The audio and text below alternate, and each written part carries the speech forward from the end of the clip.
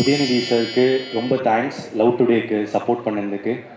இந்த படம் இவ்வளோ தேட்டர்ஸ் ஒரு ஷோக்கும் இவ்வளோ இன்க்ரீஸ் ஆகிட்டு இருக்கு, அதுக்கப்புறம் இவ்வளோ ரீச் கிடைக்குதுன்னா ரொம்ப முக்கியமான காரணம் ரெட் ஜெயிண்ட். ரொம்ப தேங்க்ஸ் சார். லைக் உங்களோட நீங்கள் அந்த கால் வந்து ரொம்ப இம்பார்ட்டண்ட் எனக்கு. நீங்கள் படம் பார்த்துட்டு நீங்கள் எனக்கு கால் பண்ணி விஷ் பண்ணீங்க. I feel so happy. அது ஸ்க்ரீன்ஷாட் போட்டு என் ஃப்ரெண்ட்ஸுக்கெலாம் அனுப்பிச்சிருந்தேன். கவர்மெண்ட்டு ஒரு கால் அவேடா எனக்கு. ஸோ வந்து இட் வாஸ் ஸோ ஸ்வீட். நீங்கள் அது பண்ணணும்னு அவசியம் இல்லை, பண்ணது ரொம்ப சந்தோஷமாக இருந்துச்சு. அண்ட் ட்ரெய்லர் வந்து ரொம்ப இன்ட்ரெஸ்டிங்காக இருந்துச்சு. மகிழ் சார், எனக்கு உங்கள் ஒர்க்லாம் ரொம்ப பிடிக்கும். Thank you so much for inviting me. Red giant மேடைக்கு பழகிக்கிட்டு இருக்கேன். ரெட் ஜெயிண்டோட மேடைக்கு நான் அடுத்த மேடையில் ரெட் ஜெயிண்ட். முதல்ல மகிழ் திருமணி சார் சொல்லணும். எனக்கு நல்லா ஞாபகம் இருக்குது. பெரியன் பெருமாள் ஒரு ஸ்பெஷல் ஷோ போட்டோம். அதுக்கு முன்னாடி நான் மகிழ் திருமணி சாரை பார்த்ததில்லை. படம் முடிச்சுட்டு நிறைய பேர் வெளியே வரும்போது ஒரு உயரமான ஆள் வந்து ரொம்ப கம்பீரமான குரலில் மாறி ரொம்ப அழகான நல்ல படம் பண்ணியிருக்கீங்க அப்படின்னு கையை பிடிச்சி, ஏன்னா அவள் கை பெருசாக இருந்துச்சு, என் கை ரொம்ப சிறுசு, கையை பிடிச்சி முத்தம் கொடுத்து போனார். But I'm very grateful to be standing here and நிறைய பேருக்கு தேங்க்ஸ் சொல்லணும். ஃபர்ஸ்ட் ஆஃப் ஆல் தேங்க்யூ மகிழ் sir for imagining me as Maithili. I'll always be grateful to you for giving me this film. Thank you Uday sir for being such a comfortable co-actor to work with. Thank you Shenbagamurthy sir. And Red Giant, one of the best productions that I have ever worked with. And Dil sir, thank you. Thank you so much for capturing, the whole film like this. I'm 100% sure you're going to get a very, very good name, regardless of anything. And special thanks to Devan sir, who helped me a lot. He's a co-director with my dialogues and with the scenes. And thank you for, so many directors, producers have come. Thank you for coming for our event. ஏன் உதய் வந்து ரொம்ப முக்கியம் அப்படின்னா, அவர் பெரிய நடிப்பில் வந்து ஒரு கமலஹாசனோ சிவாஜி மாதிரி கிடையாது. ஆனால் பண்பில் உதய் மட்டும்தான் தமிழ் சினிமா. ஏன் அவரை திரும்பி திரும்பி நடிக்கணும் அப்படி சொல்லணும்னா, எங்களை மாதிரி டேரக்டர்களுக்கு வந்து அவ்வளோ கம்ஃபர்டபுள் விஷயம் அவர் ஒர்க் பண்ணுறது. அவ்வளோ கம்ஃபர்டபுள். நான் வந்து எனக்கு வந்து உதய் வந்து ஒரு தோசை ரொம்ப பெரிய ஷாக்கிங்காக இருந்துச்சு. நான் முதல்வரை பார்க்கும்போது நான் உதய் சொல்லிச்சேன், இல்லை சார் நான் அதுவே நடிக்கல அப்படின்னு சொல்லிட்டு. நான் ரொம்ப இந்த மேடையை ரொம்ப முக்கியமான மேடையாக பார்க்குறேன். கழகத்தலைவன் தான் அவர் நெக்ஸ்ட்டு. அதில் மாற்றமே கிடையாது. ஏன்னா என் படம் ஒர்க் பண்ணும்போது வந்து ரொம்ப டென்ஷனான டைமு. உதய் வந்து கிட்டத்தட்ட ஒரு 24 மணி நேரத்தில் ஒரு 2 மணி நேரம் கூட தூங்கியிருக்காது எனக்கு தெரியும். கேரவனில் போய் கூட தூங்காது. பிரச்சாரம் பண்ணிக்கிட்டே இருந்து அப்புறமால எனக்கு ஒரு சின்ன ஒரு 6 ஹவர்ஸ் அல்லது 4 ஹவர்ஸ் எனக்கு டைம் கொடுக்கும். நான் பார்ப்பேன், உட்கார்ந்த வாக்கில் அப்படியே கண்ண மூடி கொஞ்சம் நேரம் அசதியாக இருந்து தூங்கும். அந்தளவு டெடிக்கேட்டடான ஒரு பர்சனாலிட்டி. மேடையில் அமர்ந்திருக்கும் அனைவருக்கும் ரொம்ப சந்தோஷம். எல்லோரும் பார்க்க ரொம்ப சந்தோஷமாக இருக்குது. அண்டு ஆரோ சார் ரொம்ப சூப்பராக பண்ணியிருக்கீங்க சார் இந்த படத்தில். கலை ப்ரோ, ஹீரோயின் மேம் எல்லோரும் ரொம்ப நல்லா பண்ணியிருக்காங்க. கேமராமேன் சார், எடிட்டர் சார் எல்லோரும் ரொம்ப நல்லா பண்ணியிருக்காங்க. இந்த அரங்கமே அதிர மாதிரி நம்ம உதய் சாருக்கு நல்ல ஒரு சர்வேஷன் கொடுங்க.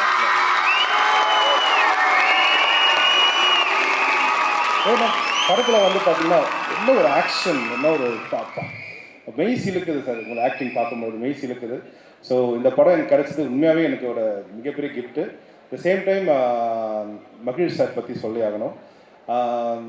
ஒரு நாளுமே ஒர்க் பண்ணும்போது அவர்கிட்ட நான் ரொம்ப கற்றுக்கிட்டேன் சார். ரொம்ப தேங்க்ஸ் சார், ரொம்ப தேங்க்ஸ். அதாவது ஆர்ஆர்னா இப்படிலாம் பண்ணணும்னு நான் நினச்சிருக்கும் போது இப்படி கூட பண்ணலான்ற ஒரு அழகான ஒரு சூழலும் நல்ல ஒரு விஷயம் நான் கற்றுக்கிட்டேன் சார் உங்ககிட்ட இருந்து. ரொம்ப தேங்க்ஸ். சாரோட பிரதர்ஸ்க்கும் இந்த நேரத்தில், அசிஸ்டன்ட் டைரக்டர்ஸ்க்கும் இந்த நேரத்தில் ரொம்ப நன்றி சொல்லி ஆகணும். அண்டு மறுபடியும் இந்த அரங்கமே அதே இன்னொரு கிளாப் பண்ணுங்க. இந்த கிளப் யாருக்குன்னா, நம்ம தம்பி அருள்குரலி மியூசிக் டைரக்டர் தான். சாங் ரொம்ப நல்லா பண்ணியிருக்காரு இந்த படத்தில். ஸோ அவர் ப்ரோ வந்து பார்த்தீங்கன்னா வெளியூரில் மாட்டின்னு இருக்காரு, அதுதான் இந்த ஃபங்க்ஷனுக்காக வர முடியல. ஸோ ஃபோன் பண்ணி சொல்லியிருந்தார். ஸோ அவருக்கு இந்த நேரத்தில் நன்றி. இந்த ட்ரெய்லர் எனக்கு ரொம்ப பிடிச்சிது. எனக்கு மகிழ் திருமணி அவரோட படங்கள் எல்லாமே ரொம்ப பிடிக்கும். ஸோ இந்த ட்ரெய்லர் ரொம்ப பிடிச்சிருந்தது. ஒரு இன்டென்ஸான பாபி சினிமா சொன்ன மாதிரி ஒரு இன்டென்ஸான விஷயம் இருக்குது இந்த கதையில். ஸோ அந்த மாதிரி ஸ்ரீகாந்த் பிரதர் எனக்கு ரொம்ப நல்லா இருந்துச்சு பிரதர். நீங்கள் வந்து ஆஃப்டர் லாங் டைம் உங்களை பார்க்கறதுலேயே ரொம்ப சந்தோஷமாக இருக்குது. ஸோ ரொம்ப பாசிட்டிவான ஒரு டீம் இருக்குது இதில். ரொம்ப சந்தோஷமாக இருக்குது. ஏன்னா தடம் படத்துக்கு அப்புறம் மகிழ் சார் அடுத்தது என்ன பண்ண போகிறாரு அப்படின்ற ஒரு ஆவலோடு உங்கள் எல்லார் மாதிரியும் நானும் இருந்துகிட்டு இருந்தேன். அண்ட் இப்போது ஃபைனலி நவம்பர் 18th வருது. ரொம்ப ரொம்ப சந்தோஷம். என்னென்னா அடுத்து அவருடைய எழுத்துக்கு எல்லாரும் சொன்ன மாதிரி அவருடைய எழுத்துக்கு நான் மிகப்பெரிய ஃபேன். அவர் ரொம்ப com and compost person. Post production வந்து எப்போதுமே கொஞ்சம் டைம் எடுத்துப்பார். படம் ஷூட்டிங் முடித்தாலும் போஸ்ட் ப்ரொடக்ஷனில் கொஞ்சம் டைம் எடுப்பார். எப்படின்னா நம்ம வந்து எவ்வளோ ப்ரெஷர் பண்ணாலும் சார் எப்போ சார் முடியும் அப்படின்னா இட் வில் ஃபினிஷ் ஆகும் அப்படின்னு ஒரு சிரிச்சுட்டு. பட் என்னென்னா அதோட அவுட்புட் வந்து ஆடியன்ஸ் கிட்ட போகும்போது அப்போ தான் நமக்கு தெரியும் ஒரு சின்ன சின்ன நுணுக்கங்களும் அந்த ஒரு லாஜிக்கல் விஷயங்களும் அவர் அந்த ஒரு டேபிளில் பண்ணுற ஒரு விஷயமா இருக்கட்டும் அண்ட் ஒரு ஆர்ஆருக்கு கொடுக்குற அந்த டைமிங்காக இருக்கட்டும். ஐ திங்க் நிச்சயமாக உதய் பிரதர் அது கண்டிப்பாக உங்களுக்கு ஆடியன்ஸ் கிட்ட போகும்போது நீங்கள் ஃபீல் பண்ண விஷயம் கண்டிப்பாக அது வேறு மாதிரி மாறும். ஏன்னா பிகாஸ் நான் வந்து அதை ஃபீல் பண்ணியிருக்கேன். And my best wishes to RF brother, Kalai brother, Srikanth sir. Super. நான் அதான் ஸ்ரீகாந்த் சார்ட்ட சொன்னேன், மகேஷ் சார்ட்ட விளையாட்டாக சொல்லிட்டு இருந்தேன்னா ஒரு ஆர்ஆர் போயிட்டு இருக்கும்போது சும்மா மீட் பண்ண போயிட்டு, சார் கண்டிப்பாக நீங்கள் படம் முடிச்சுட்டு வெளில போனோன்னா ஸ்ரீகாந்த் ஒரு 2 மாதம் பிரேக் எடுத்துகிட்டு ஓடிடுவார் சார் அப்படின்னு. ஏன்னா புழிவார். ஒரு ரீலையே அடித்து திருப்பி வச்சு என்னதான் பண்ணுறதுன்னு புழிவார். எல்லோரும் இங்கே இருக்காங்க. அதில் நானும் ஒருத்தர், not just as a movie fan but பர்சனலாக நான் அவரோட பெரிய ஃபேன். அவரோட கேரக்டர் ரொம்ப பிடிக்கும் எனக்கு. ஆக்சுவலாக எனக்கு வந்து பிகினிங்லேருந்து சினிமா வந்ததுலேருந்து ரொம்ப சப்போர்ட் பண்ணியிருக்காரு. ஸோ அவரோட பெரிய ஃபேன் நான். And I'm very happy with நான் ஃபார் யூ. ஏன்னா நீங்கள் ஆரம்பிக்கும் போது ஒரு நல்ல ஜாலியான படங்களோட ஆரம்பிச்சிங்க. எனக்கும் உங்களுக்கு நிறைய டிஸ்கஷன் வந்துருக்கு. 2 ஹீரோ ஒரே உருவத்தில் இருக்கிற 2 ஹீரோ ஒரே பில்டிங் 2 மணி நேரம் படத்தை விறுவிறுப்பாக அந்த ஸ்க்ரீன் பிளே வந்து என்னை மிரட்டின ஒரு ஸ்க்ரீன் பிளே. அதே மாதிரி கழகத்தலைவர் அதோட இன்னும் பெரிய வெற்றி பெறணுன்ட்டு உங்களுக்கும் உங்களோட டீமுக்கு என்னுடைய வாழ்த்துக்கள். அப்புறம் உதய் சார், நான் படம் பண்ணணும்னு ஆசைப்பட்டு முடியாத 2 ஹீரோக்கள் இருக்காங்கன்னா ஒருத்தர் திரு தளபதி விஜய் அவர்கள், இன்னொன்று மதிப்புக்குரிய திரு உதய் சார் அவர்கள்.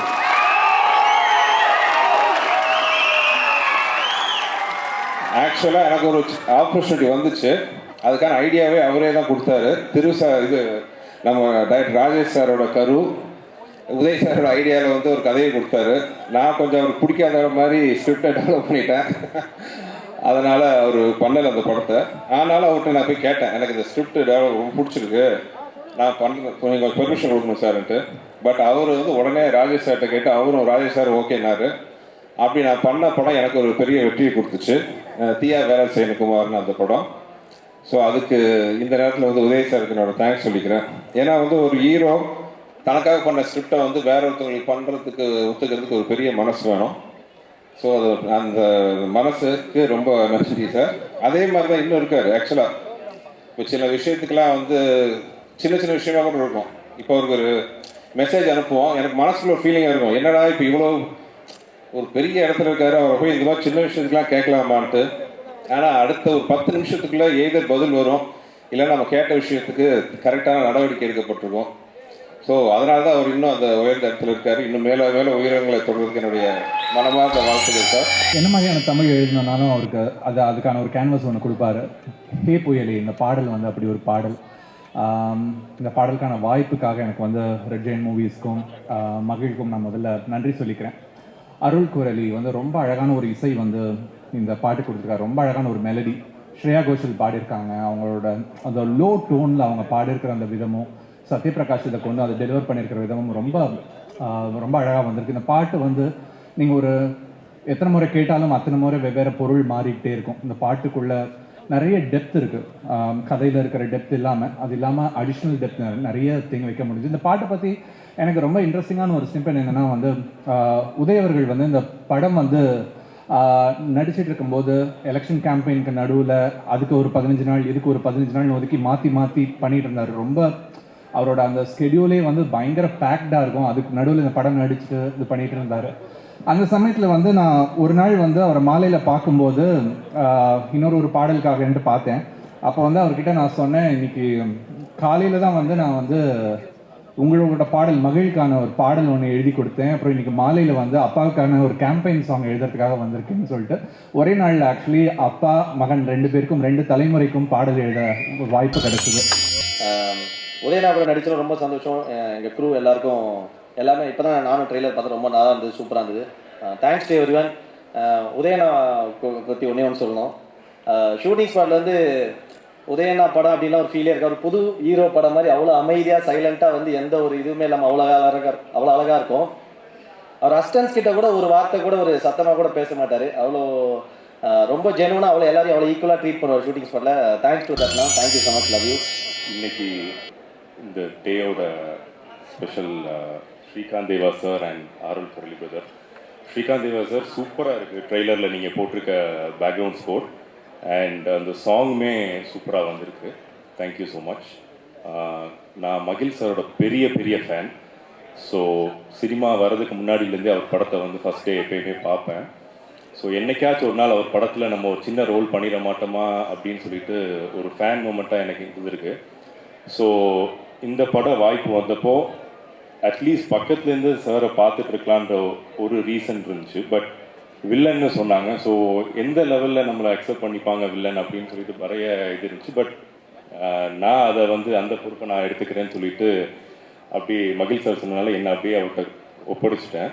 ஸோ பயங்கரமான ஒரு டீச்சிங் எக்ஸ்பீரியன்ஸாக இருக்குது. கார்த்தி என்னுடைய நண்பன். கார்த்தி என்று நான் ஒரு படம் கூட பண்ணினதில்லை, பண்ண போவதும் இல்லை. அவர் தன்னை ஒரு கவிஞர் என்று அழைத்துக் கொள்வதே இல்லை. தன்னை ஒரு பாடலாசிரியர் என்று மட்டுமே சுருக்கிக் கொள்வார்.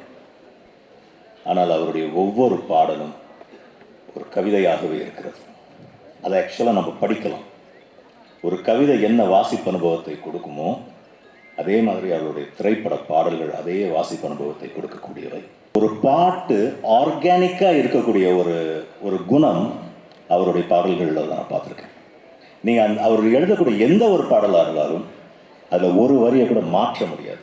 மாற்றினால் அர்த்தம் மாறிவிடும்.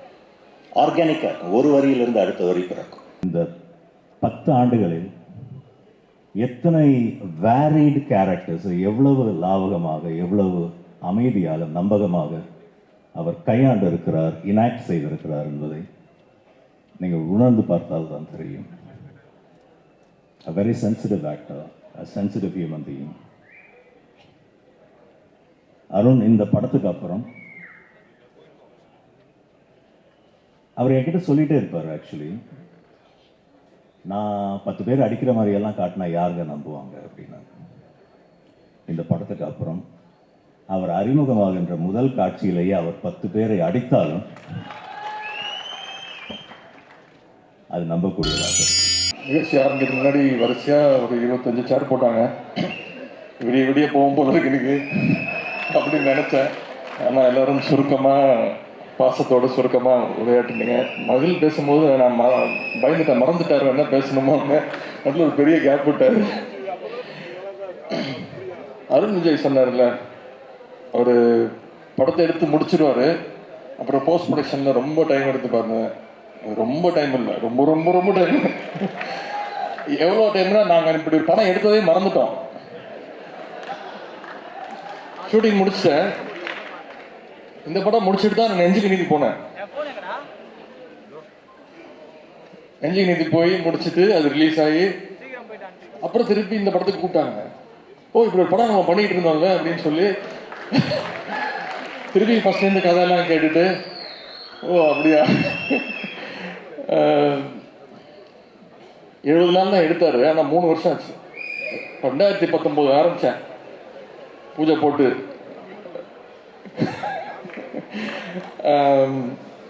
செதுக்கி வச்சிருக்கிறாரு ஒரு ஷாட்டா 3 டேக் தான். ஆனால் 30 ஆங்க.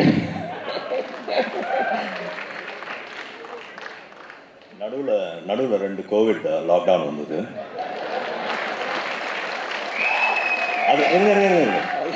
அதுக்கப்புறம் தேர்தல் பரப்புரைக்கு போனார். டேன் ஆகி வந்தார். எனக்கு ஒரு 10 நாள் வேணும்னு கேட்டார். கதாநாயகி தேடலுக்கு ஒரு 3 மாதம் ஆச்சு. எந்த கதாநாயகியை காட்டினாலும் வேணாம் வேணாம் வேணாம் வேணாம்னாரு.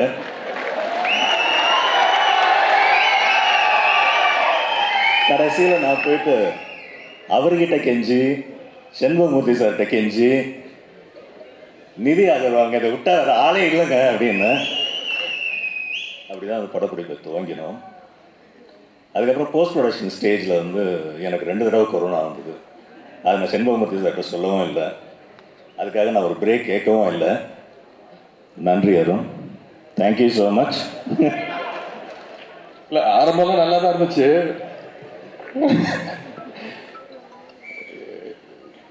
ஒரு சின்ன சீனை ஒரு ஃபுல் டே எடுப்பார். நம்ம கூட அது முடிஞ்சிச்சு போல இருக்கு, அடுத்த சீனுக்கு போயிடுவார் போல இருக்கு அப்படின்ட்டு அசண்ட் இருக்கும். சீன் பேப்பர் கொடுப்பாருன்னா அதே சீன் பேப்பர் வரும். ஓ இதை தான் நேற்று எடுத்தீங்க அப்படிதான் எடுப்பார், ஸ்லோ தான் எடுப்பார். ஆனால் என்ன ஆயிடுச்சுன்னா அதுக்கப்புறம் நான் இன்னொரு படத்துக்கு போனேன், மாமன்னன்.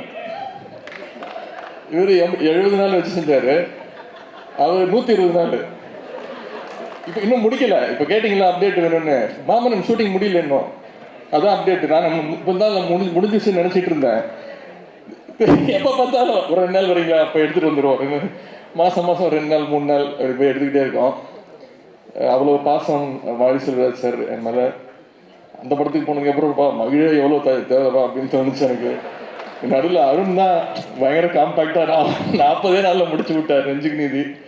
இந்த படம் பெரிய உழைப்பு, நிறைய கஷ்டப்பட்டிருக்கோம், நிறைய ட்ராவல் பண்ணியிருக்கோம். ஆனால் மகிழ் சொன்ன மாதிரி அந்த பட்ஜெட்டுக்குள்ளே எடுத்து கொடுத்துட்டாரு. தேங்க்ஸ் மகிழ், உங்களுடைய படங்களுடைய மிகப்பெரிய ரசிகன் நான். தடம், அதுக்கு அருண் விஜய் எனக்கு தேங்க் பண்ணணும். அந்த படத்தை என்னை பண்ண விடாமல் பண்ணது இங்கே நிற்கிறார் அவர் தான், இந்த மூர்த்தி சார் தான். பண்ணக்கூடாது, கதை பிடிக்கல அப்படின்ட்டாரு. எனக்கு அவ்வளோ பிடிச்ச படம் அந்த தடம்.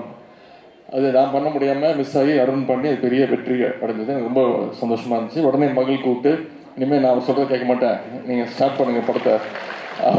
தப்பு தப்பாக சொல்லுங்கள். ஆனால் இங்கே வந்தவங்க எல்லோரும் பார்த்தீங்கன்னா செண்பகமூர்த்தி சாருக்கு ஒரு அட்டண்டன்ஸ் போட்டிருப்பாங்க. ஏன்னா அவர் தான் எல்லாருக்கும் சம்பளம் ஃபிக்ஸ் பண்ணுறது, பேமெண்ட் ரிலீஸ் பண்ணுறதில்ல. இந்த படம் நவம்பர் 18 ரிலீஸ் அப்படின்னு முடிவு எடுத்ததுனால இப்போ முடிஞ்சுது. இல்லைன்னா இன்னும் செதுக்கிட்டே இருந்திருப்பாரு. நான் சொல்லேன் போதும், இது போதும், இது இருக்கிறதே போதும் அப்படின்னு. ஓரளவுக்கு நல்லா பண்ணியிருக்கோம். மகிழோட படங்களில் எப்பவுமே உங்களுக்கு தெரியும், ஒரு பரபரப்பு இருக்கும் திரைக்கதையில். எல்லா கதாபாத்திரங்களுக்கும் முக்கியத்துவம் இருக்கும். கலையோட கேரக்டர், நிதி, எல்லாரோட கேரக்டர்ஸும் நல்லா பண்ணியிருக்காங்க, நல்லா பண்ணியிருக்கோம். நவம்பர் 18 படம் ரிலீஸ் ஆகுது. நெஞ்சுக்கு நீதி மாதிரி இந்த படமும் ஒரு மிகப்பெரிய வெற்றி பெறும்.